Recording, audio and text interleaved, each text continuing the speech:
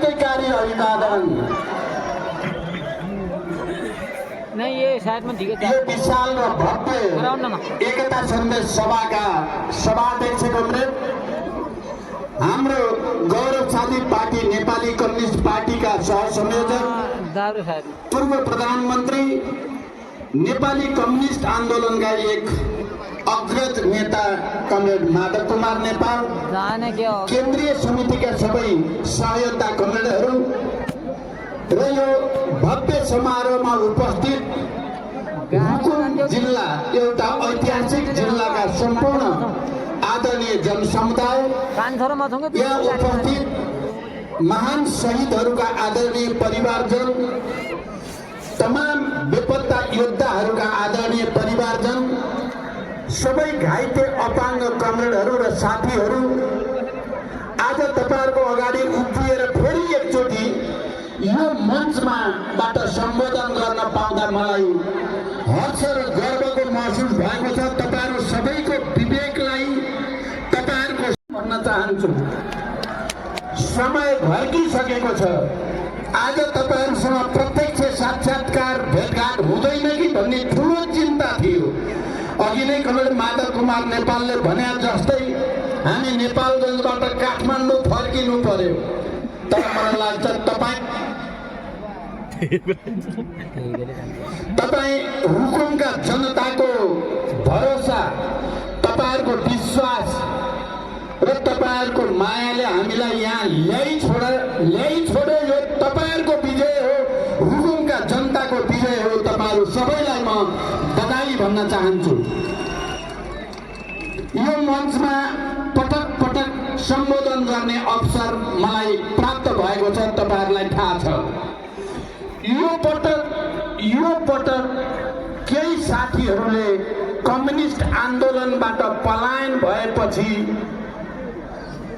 हामीले भन्दै आएको विचार सिद्धान्त र नेतृत्वबाट विचलित भएपछि रुकुमको जनतालाई अलि बढी भ्रम पो परेको छ कि पहिलाको जस्तो सभामा उपस्थिति नहुने पो हो कि भन्ने मलाई अलि कता न कता लागेको थियो।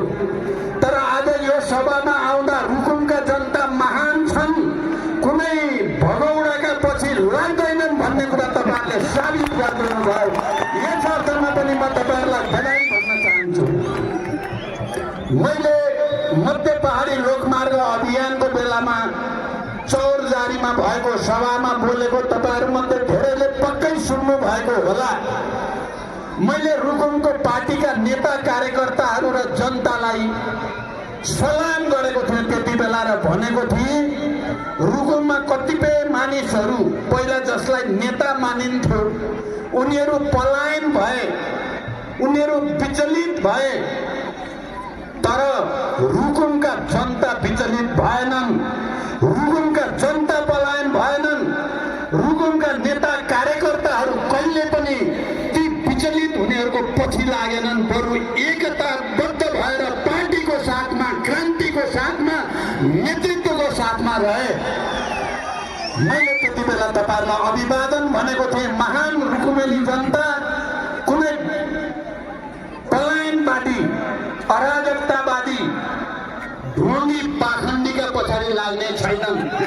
उनीहरू पार्टीको पक्षमा, पार्टीको विचारको पक्षमा, पार्टीको नेतृत्वको पक्षमा। हिजो जनयुद्धको बेला, जनआन्दोलनका बेला ती भीषण आँधी हुरी बतासमा खारिएका जनता र पार्टीका नेता कार्यकर्ताहरू कसैका बपौती होइनन्, कसैका दास होइनन्। उनीहरू क्रान्तिका अग्रणी, क्रान्तिका सिपाहीहरू, लाल सिपाहीहरू हुन्।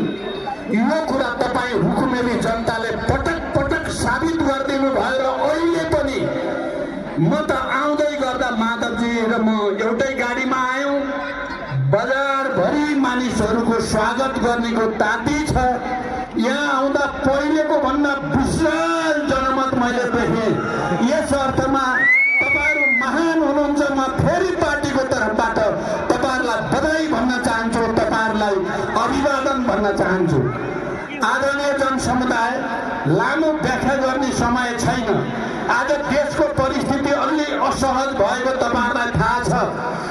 यो आन्दोलन र अनि 24 भाद्रमा भएको विध्वंसका कारण राष्ट्र निकै असहज र असाधारण परिस्थितिमा छ। त्यो परिस्थितिको सामना गर्ने तागत, राष्ट्रलाई एकताबद्ध गर्ने तागत पैदा गर्नकै लागि कमरेड माधव कुमार नेपाल र मैले एउटा मिसन, एउटा अभियान फेरि सुरु गर्नुपर्छ। हामीले एकताको अभियान, क्रान्तिकारी एकताको अभियान भन्यौं।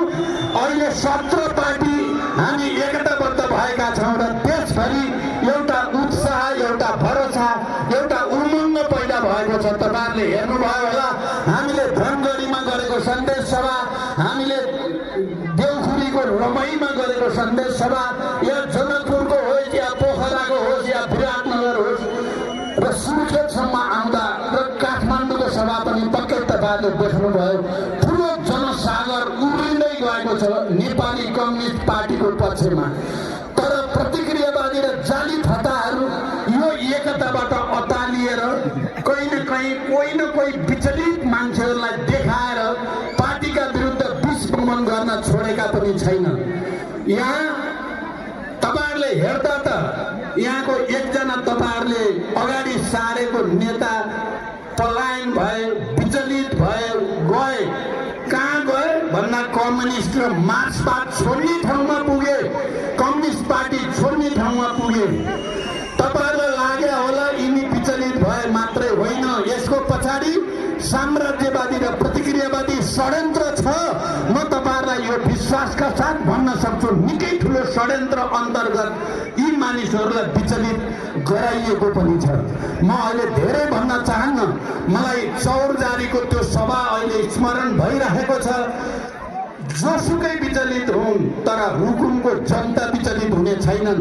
यहाँका क्रान्तिकारी विचलित हुने छैनन्, यहाँका नेता कार्यकर्ता विचलित हुने छैनन्। यहाँ थुप्रै अनुभवी नेताहरूको जमात छ, मलाई थाहा छ। बुजुर्ग प्रौढ नेताहरूको, अनुभवी नेताहरूको जमात छ, युवा नेताहरूको जमात छ र हजारौं क्रान्तिकारी कार्यकर्ताहरूको जमात छ र अहिलेका नयाँ युवाहरूको पनि विशाल पंक्ति रुकुममा छ। कसैले हिलाउन सक्ने छैन। म तपाईहरुलाई के भन्न चाहन्छु भने पहिला त प्रभाकर थियो र प्रचण्डलाई ल्याउँथ्यो, अब त प्रभाकर छैन, प्रचण्ड आउँछ कि आउँदैन भनेर एक दुईजनाले मलाई भनेको सुने मैले।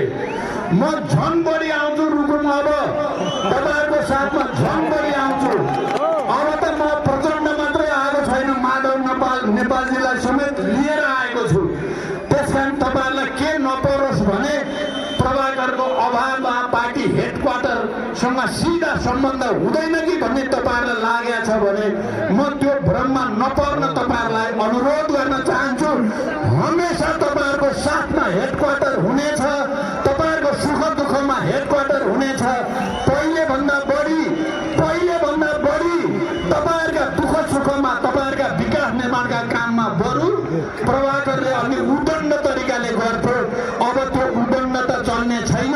अझ गम्भीरताको साथ तपाईहरुका भौतिक पूर्वाधारका कुरा, तपाईहरुको कृषिमा उत्पादन र उत्पादकत्व वृद्धिका कुरा, ऊर्जाका कुरा, शिक्षाका कुरा, स्वास्थ्यका कुरा, रोजगारीका कुरामा हामीले एउटा नयाँ संकल्प गरेका छौँ र हिजो मात्रै हामीले एउटा टिम बनाएर पार्टीको घोषणापत्र, चुनावी घोषणापत्र पहिलाको जस्तो होइन, अब जनतालाई भरोसा हुने गरी, हाम्रा विगतका कमी कमजोरी सच्याउने गरी अगाडि बढ्ने प्रतिबद्धता सहित लेखन कार्य सुरु भएको छ।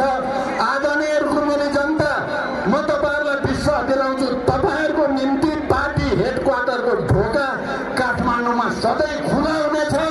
कसैले रोकेर रोकिने छैन। यो विश्वास म तपाईहरुलाई दिलाउन चाहन्छु। हिजो केही साथीहरू म पहिलोचोटि 39-40 सालमा रुकुम आउँदा जो नेता थिए, ती केही नेताहरू अलि पहिले नै पलायन भए। तर त्यो पलायनबाट तपाईहरु झन् धेरै भएर आउनुभयो। अहिलेको पलायन झन् त त्यसले तपाईहरुलाई आफ्नो कर्तव्यप्रति, आफ्नो जिम्मेवारीप्रति, पार्टी आन्दोलन र क्रान्तिप्रति, समाजवादको यात्राप्रति तपाईहरुको बोध धेरै माथि उठेको मैले महसुस गरेको छु। म तपाईँहरू सबैलाई अहिले यहाँ पार्टीका सबै नेताहरू, प्रदेशका या जिल्लाका या पालिकाका या स्थानीय तहका तपाईँहरू सबैलाई मैले हुन त केही पालिकामा मैले भिडियो मार्फत वक्तव्य पनि दिएको थिएँ। तपाईँहरूको मिटिङ चलिरहँदा शहीद परिवारहरूले बोल्दै गर्दा मैले सुनेको पनि थिएँ। तर आउने दिनमा हुनसक्छ म अहिलेको चुनाव रुकुमैबाट लड्छु। अब त्यो रुकुम फेरि यही रुकुम भन्ने नठान्नु होला। पूर्वी रुकुममा म आउने करिब निश्चित भएको छ। म पूर्वी रुकुम आउने भनेको पश्चिम रुकुम पनि आउने नै हो, किनभने यो एउटै रुकुम हो। हिजो हामीले जति बेला जनयुद्धको तयारी गऱ्यौँ, जनयुद्धमा अगाडि बढ्यौँ, रुकुम सिङ्गो रुकुमको जनता, रुकुमका नेता कार्यकर्ताहरूको साथमा काममा काम मिलाएर त्याग र बलिदानका कीर्तिमान कायम गरिएको छ। म पूर्वी रुकुम आउने भनेको पश्चिम रुकुम पनि आउने हो, यो कुरा बुझिराख्नु होला। र यहाँको विकास निर्माणलाई नयाँ सिराबाट यहाँका जनताका दुःख सुखका समस्याहरूमा एकाकार हुनको निम्ति आउने हो। आज माधवजी पनि यहाँ आउनु भएको छ। यहाँ हामी दुईजना मात्रै होइन, मैले भने 17वटा पार्टीको एकता गरिएको छ र एउटा नयाँ इतिहासको रचना गरिएको छ। अहिले यहाँ चाहिँ तपाईँहरूले जे गर्नुभयो, यतिका जनसमुदाय आज केन्द्रित हुनुभयो। 5 बजेर 5:15 हुन लाग्यो। तपाईँहरू अझै पनि धैर्यताका साथ हाम्रो कुरा सुनिराख्नु भएको छ। म अब भाषण र वक्तव्य लम्ब्याउन चाहन्न। हामीले समाजवादको यात्रा गर्ने क्रममा अब पार्टीको झन्डा, हँसियो हतौडावाला झन्डा, मार्क्सवादको निर्देशक सिद्धान्त र चुनाव चिन्ह लाल तारा अहिले देशभरि स्थापित भइसकेको छ। सबैको प्यारो तारा, लाल तारा, 5 गुणे तारा। अब यहाँ गोपाल शर्मा यहाँ अब रुकुम जिल्लाको एउटा नयाँ युवा नेताको रूपमा, जसले हिजो गल्ती गर्दा पनि प्रभाकरलाई छुट दिने पनि हो। उहाँ चाहिँ अघि उहाँले भन्नु पनि भयो, उहाँले बनाएको हो। तर धोका दिएपछि त उहाँले पनि कति काठ थाप्न सक्ने। माधवजीले भने जस्तै हो, भिरबाट खस्नेलाई राम राम मात्रै भन्न सकिन्छ, काठ थाप्न सकिँदैन। अब गोपालजी लगायत यहाँका सबै रुकुमका नेता कार्यकर्ताले जनताको काँध थाप्नुपर्छ, जिम्मेवारीका साथ अगाडि जानुपर्दछ। र तपाईँ महान रुकुमेली जनताप्रति म अन्तिममा अपिल गर्न चाहन्छु, पहिलेको